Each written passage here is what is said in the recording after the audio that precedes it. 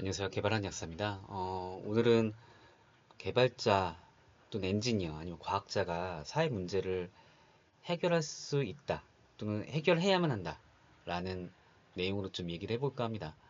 어, 최근에 이제 시청 앞에 이제 큰 교통사고가 났죠. 뭐 원인에 대해서 되게 분분하지만 어, 뭐 원인에 대해서 아직 확정이 되진 않았지만 여러 가지 논란이 있고요. 너무 많은 분들이 정말 희생당한 슬픈 사건이죠. 음, 뭐 원인이 아직 밝혀지진 않았지만 어쨌든 앞으로 초고령화 사회로 이런 사고, 사건은 점점 늘어날 것 같고요. 이번 사건과 별도로 이에 대해 많은 얘기가 오고 가고 있는데 뭐 연령으로 제한해서 이제 면허를 제한한다거나 아니면 면허갱신제를 강화해야 된다라는 이야기들이 많아요. 이제 이런 것들은 보통 사회적으로 해결하려는 거고요. 이러한 해결책이 실제로 달성되기까지, 현 구체화되기까지는 많은 토론과 연구와 그 다음에 사회적 합의, 거기에 법제화까지 엄청나게 많은 시간이 걸릴 거예요. 행정 비용도 있고 논란으로 인한 사회적 비용도 있을 거고요. 그 과정에서는 뭐 예외적인 케이스들 때문에 뜻하지 않은 피해자도 나올 거고, 그 다음에 이제 어, 그 나이가 많지 않지만 뭐 반사신경이 둔한 분들은 예외로 해야 되냐라는 식으로 이제 그런 어떤 형평성의 문제 이런 것도 대두가 될 거예요. 어, 뭐 이건 이제 인문사회적으로 해결하는 거고요. 어, 저 이 사건을 보면서 이런 생각도 좀 했었거든요. 원인 불문하고 그냥 비정상적인 운행을 인공지능이 감지하고, 예를 들어 앞에 사물이 있는데 가속을 계속하면은 이거는 뭐 누가 봐도 합리적으로 어, 비정상적인 운행이기 때문에 뭐 급제동을 시킬 수가 있는 거죠. 그러면 사고가 예방되지 않았을까? 라는 생각을 좀 해봤어요. 뭐 인공지능이나 비전 인식 기술이 발달했으니까 이런 사고 예방 기술을 개발하고 적용할 수 있지 않을까라는 생각을 했는데 좀 아쉽더라고요. 예. 물론 이제 기술적인 허들이나 도입의 허들이 있겠죠. 제도적인. 근데 아무래도 고령화 사회가 점점 진행되고 인구 절벽이 이제 다가오고 있으니까 이런 코파일럿 말 그대로 이제 부조종사 인공지능 부조종사의 기능은 정말 필요한 시대가 되지 않았을까라고 생각이 들어요.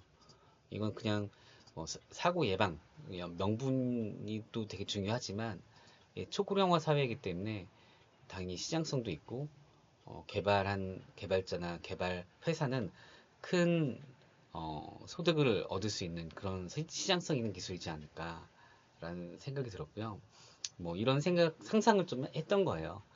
결론적으로는 개발자 엔지니어들이 큰 사회 문제를 해결할 수 있는 사례이지 않을까 이런 것들은 네, 그런 생각 좀 해봤습니다.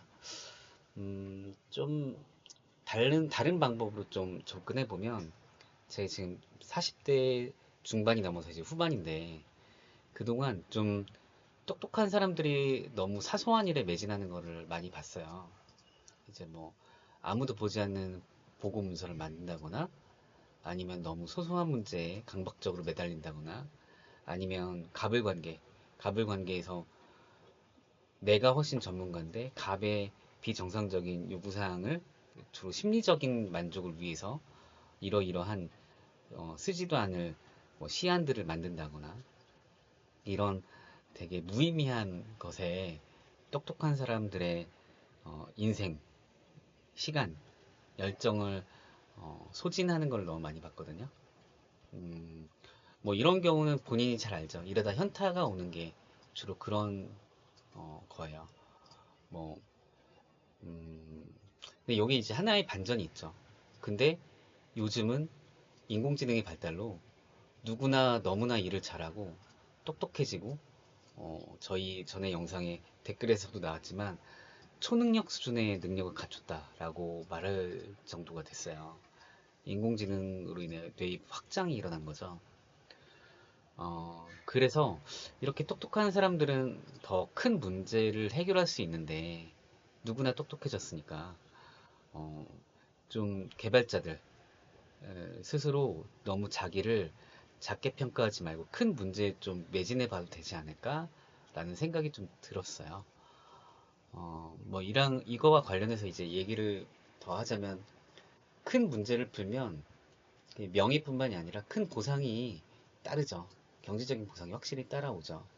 뭐 상상을 좀 해보면 누군가 기후 문제를 해결할 수 있다. 아니면 기후 문제를 좀 완화할 수 있다. 이러면 뭐 국제 기구든 아니면 어떤 국가든 아니면 어떤 재단이든 엄청난 보상을 줄 거예요. 그렇지 않을까요? 아니면 뭐 한국의 인구 절벽 문제를 어떤 방식으로 해결할 수 있다. 그러면 국가가 재정을 투입해서 그 기술을 도입하지 않을까요? 네. 그래서 큰 문제를 풀면, 기술적으로 풀면 큰 보상이 당연히 따를 수밖에 없다라는 생각이 좀 들어요.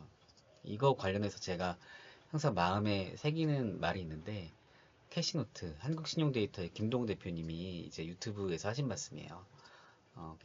2호 채널이랑 인터뷰에서 했던 말씀인데, 작은 조직이 큰 문제를 풀면 큰 보상을 받는다. 라는 이야기였거든요. 이거는, 이게 한 4년 전에 나왔던 인터뷰인데, 너무 감명 깊어서 이 말을 거의 마음에 항상 새기며 살아요. 이 어떤 영상이냐 하면, 2호 채널에 그 김동우 대표님이 게 한 가지가 있고요. 인터뷰했던 화력 있게 만들어 이런 놓고요. 영상이 있습니다. 이거 한번 검색해서 보시면 좋으실 것 같아요. 음, 저도 이제 딱 이 4년 전이 거의 제가 회사에 본격적으로 합류할 시점이었거든요, 거의. 그때부터 저는 좀 제 인생을 걸고 어떤 문제에 매진할까를 많이 고민했던 것 같아요.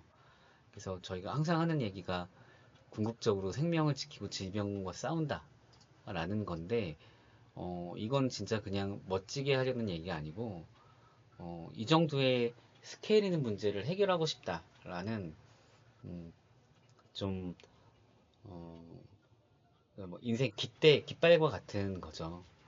뭐, 뭐, 누구나 이제 다른 생각을 가질 수는 있겠지만, 제 성향이기도 하고, 어디에 집을 사고 행복한 가정을 누린다. 이것도 너무너무 소중한 가치이긴 한데, 어, 제 가슴을 더 뛰게 만드는 거는 좀 더 스케일 있는 그런 목표였던 것 같아요.